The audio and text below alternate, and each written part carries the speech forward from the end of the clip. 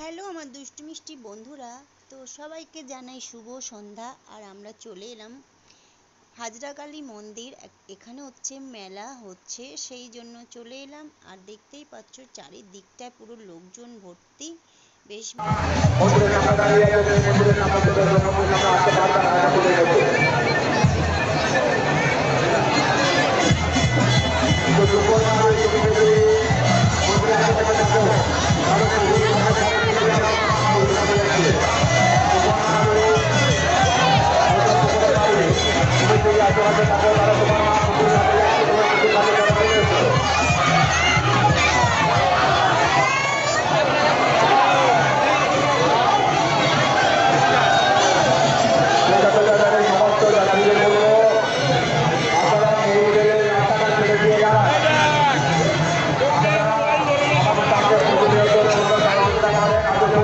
দেখো এটা একটা মন্দির, বেশ মন্দিরটা সুন্দর বানিয়েছে। আর আমরা মন্দিরের ভিতর দিকে যাইনি, কারণ আমাদের এখনো কালাছাঁচটা আছে, তো সেই কারণের জন্য ভিতর দিকে যাওয়া হয়নি। জাস্ট একটু দেখার জন্য গেলাম। বেশ মজাই লাগছে, সুন্দর লাগছে।